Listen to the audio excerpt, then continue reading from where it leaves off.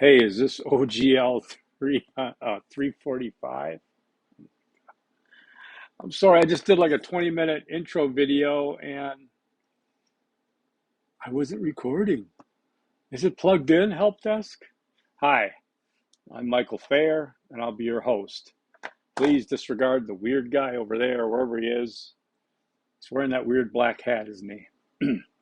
um, and because of the mask situation, I decided to introduce myself this way so you get a sense that I'm not just, I'm not a big fan of the mask. What can I say? I mean, I've got my vaccinations, all three of them. Got tested 3 times for COVID, all negative. I've got antibodies tested. I'm jacked up on that. Um, the only thing else I can do is wear a mask, I guess, because they told me I have to, which really kind of crimps all of our style, you know? Um, I like to see facial expressions. I really do. And I wish I could. It's really sad, unfortunately. But anyways, welcome to the class. Oh my God, I just went through all this. Um, I'm not a Dr. Fair. Don't call me Dr. Fair. I'm just Professor Fair. I'm more of a professor of practice. I've been involved in organizations for most of my life. I've only been an instructor at ASU for 5 years. I didn't go to college till I was 52 in 2010, and I've held about 37 jobs in my adult life, different positions, different occupations, different employers. And back in the day, that was always a bad thing. But today, um, it's good for this job. It's good to have, resonate and empathize with my students. But I've been in almost every area. I've been in business management, middle management, business management, sales management, salesman. I brought in $3 to $5 million of revenue a year in tech sales. From 1997, I was doing really well, doing the boom in the early 2000s. Um, my first client, though, I still have. It's still kind of my side hustle. I only do one client in Charleston, South Carolina. I work for a company out of Texas on commission. It's no big deal. It probably takes me 10 to 15 minutes a day, but they still buy from me. And I've never been there. I've never met them. I don't know them from anything, but it just shows that you can develop relationships that last a long time. So, anyways, I had the sales management experience, that type of organizations. I've also been a mentor and a instructor to recently resettled refugees. That was with the organization Lutheran Social Services of the Southwest.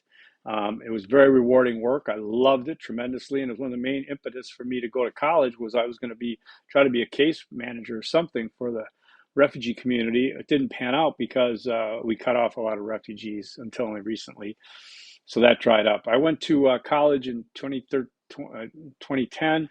I earned a Bachelor of Interdisciplinary Studies. My concentrations were African American Studies and Human Rights.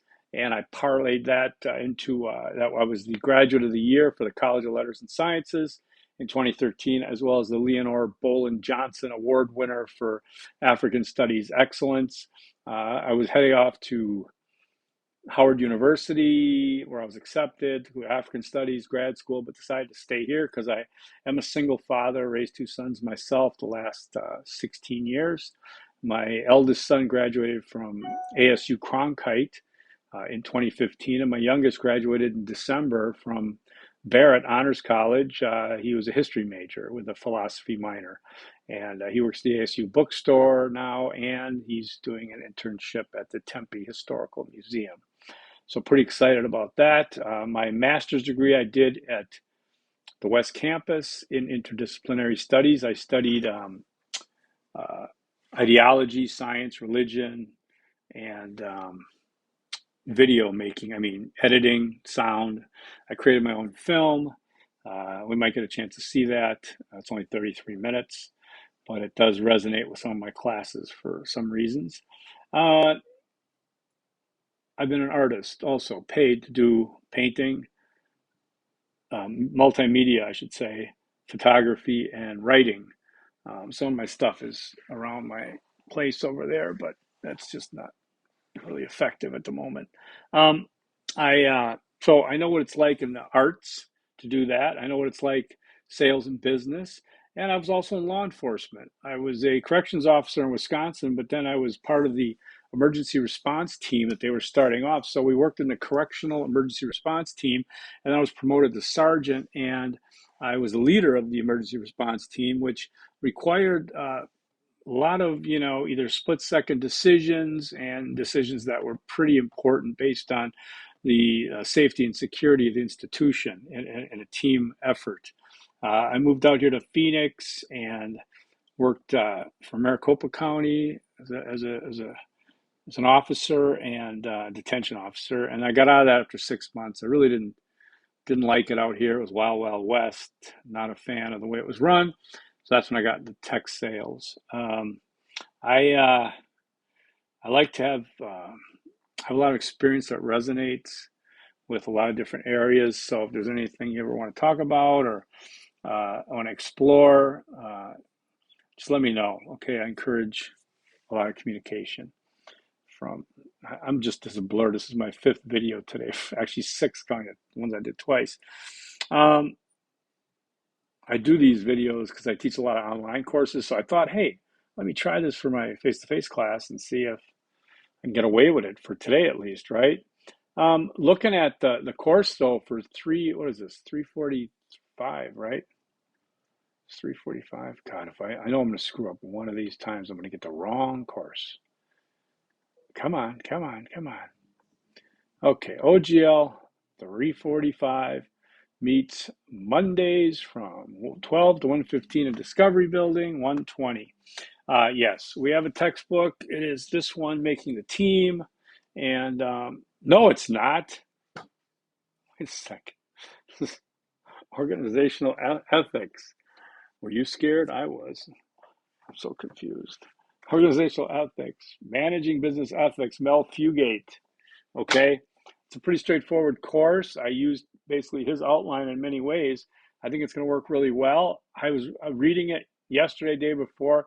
So good. It really is. It's really good. And I think it's going to bring things up in terms of ethical quandaries and such. And I've been through a few myself in my career. And it's interesting to consider some of the things that are ethically ambiguous almost and how we navigate through those kinds of things. So I will, okay, so now let's see, I'm going to go to my notes. So confused, I'm sorry. Yeah, just, we're going to go through the syllabus. I'm going to try to do stuff. That guy over there is going to try to yell through his mask or cheat a little bit or something so we can actually have a class here because this is going on 8 minutes here. You'll never get that back in your life. So get the textbook. Let me know if you have any questions. Huh? You? Oh, man.